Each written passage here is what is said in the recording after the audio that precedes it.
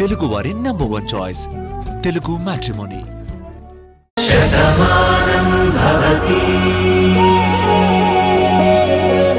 పెద్దమ్మా, ఇప్పుడు నువ్వేం మాట్లాడద్దు, లోపలికి పద. ఆగు నీలిమా, మీ మనసులో ఏదో ఉన్నట్టుంది. మీరు దేని గురించి మాట్లాడుతున్నారు? మనసులో ఒకటి పెట్టుకుని బయటికి మరోలా మాట్లాడడం నాకు రాదండి. నేను నా కూతురు జీవితం గురించి అడుగుతున్నాను. దాని భవిష్యత్తుని మీరేం చెయ్యాలనుకుంటున్నారని మిమ్మల్ని ప్రశ్నిస్తున్నాను. ఏంటండి ఇది? మీరు మా ఇంట్లో ఉంటూ ఊర్మిళతో ఇలా మాట్లాడటం ఏంటి? నేనేం తప్పుగా మాట్లాడడం లేదండి. వదినిగారంటే నాకు అభిమానం ఉంది, అంతకు మించిన గౌరవం కూడా ఉంది. కానీ నా కూతురు మీద నాకు మమకారం ఉంటుంది కదా. ఇప్పుడు నీలిమ విషయంలో మీకున్న అభిమానాన్ని ఎవరూ తప్పు పట్టడం లేదు. ఈ ఇంట్లో నీలిమనెవరూ తక్కువ చేయడం లేదు. మరి మీరెందుకు అలా మాట్లాడుతున్నారు? అవునే, ఎంతవరకు బాగానే ఉన్నారు కదా, ఇప్పుడు ఏమొచ్చింది అలా అంటున్నారు? ఇన్ని రోజులు అన్నీ బానే ఉన్నాయనుకున్నాం బామ్మగారు, కానీ ఇప్పుడే కదా తెలిసింది పద్ధతులు మారాయని, కొత్త పద్ధతులు వచ్చాయని.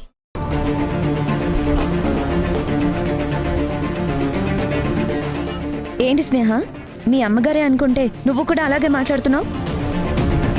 చూడండి, దయచేసి ఎవరు ఏమీ మాట్లాడకండి.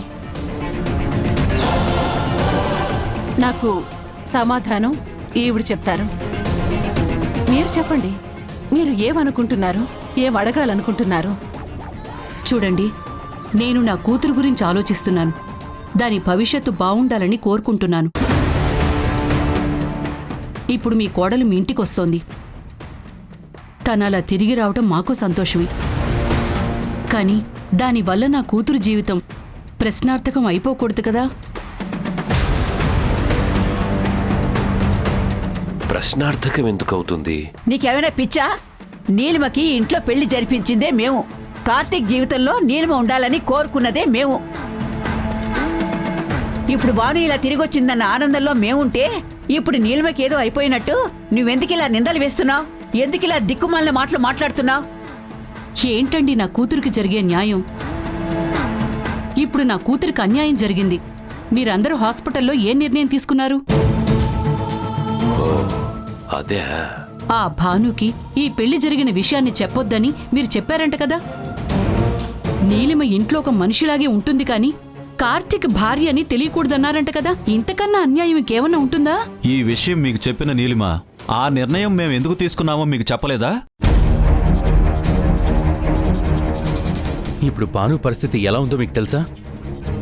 అలాంటి పరిస్థితుల్లో ఉన్న తనకి ఇలాంటి నిజాలు తెలిస్తే తనకి ఏమైపోతుందో మీకు తెలుసా?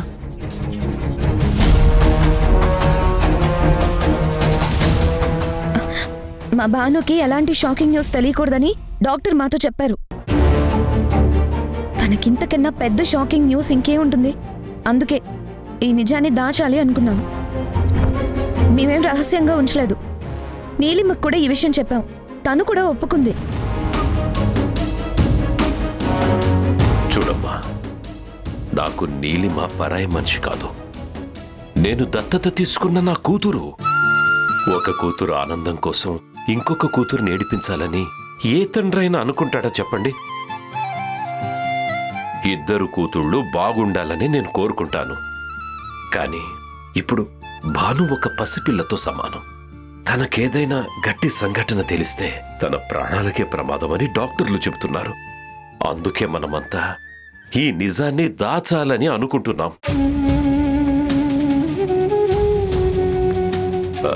నీలిమకు కూడా ఈ విషయం చెప్పాం. తను కూడా ఒప్పుకుంది. అలాంటిది మీరిప్పుడు ఇలా మాట్లాడటం బాగోలేదండి. మీరెవ్వరూ ఆందోళన పడద్దు. నేను పెద్దమ్మతో మాట్లాడతాను. ఏంటే నువ్వు మాట్లాడేది? నీ నోట్లో నాలికే ఉంటే ఈ రోజు నువ్విలా మౌనంగా ఎందుకుంటావు? ఇది నువ్వు మాట్లాడాల్సిన విషయం కాదు, నేను మాట్లాడాల్సిన విషయం. ఏంటండి, ఏంటి మీరు మాట్లాడేది? జరిగిందంతా మేం కూడా మీకు చెప్తూనే ఉన్నాం కదా, ఇంకా ఎందుకు ఇలా మాట్లాడుతున్నారు? అరే, అందరం ఒక్కటి అనుకున్నప్పుడు ఒక్క మాట మీద ఉండాలి. అందరం అయిన వాళ్ళవే అయినప్పుడు ఒకరి గురించి మనం ఆలోచించాలి. అరే, భాను చనిపోయిందనేటువంటి బాధలో ఇంతకాలం మేమందరం బాధపడ్డాం.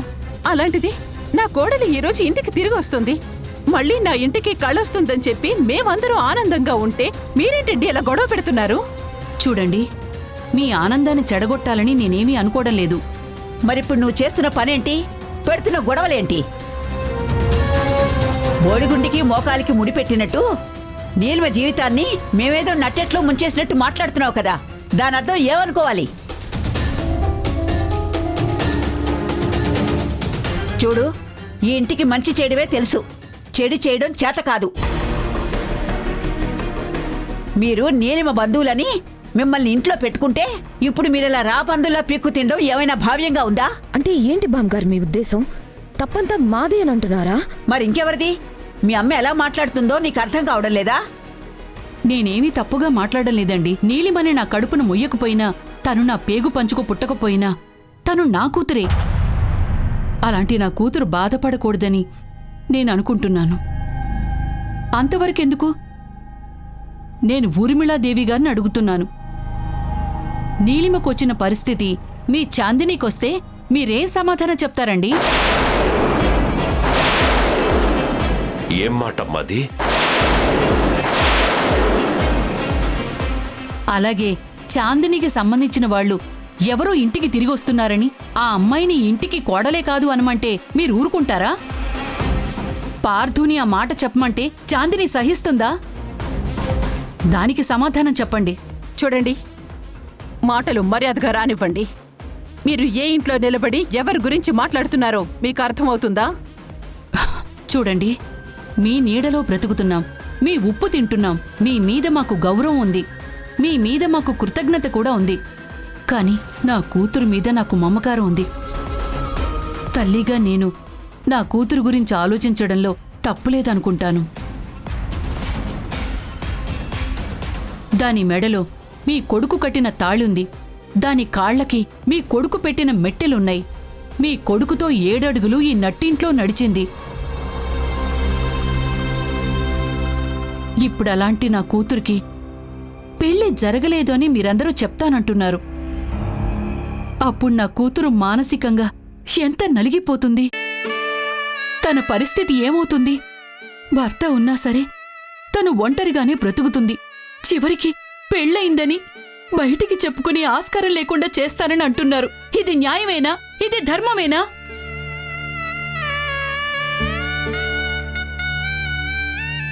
మీరందరూ గొప్పవాళ్లు కదా, ఏం చెయ్యాలో మీరే చెప్పండి. మేం మాట్లాడింది తప్పు అనుకుంటే మీరు మా మెడ పట్టుకుని బయటికి తోసేయండి. పెద్దమ్మా ప్లీజ్, అనవసరంగా గొడవ పెట్టకు, అన్ని తర్వాత చూసుకుందాం. అమ్మ మాట్లాడుతుంటే నువ్వు అడ్డు రాకు. ఇంక తర్వాత చూసుకోవడానికి ఏముండదు.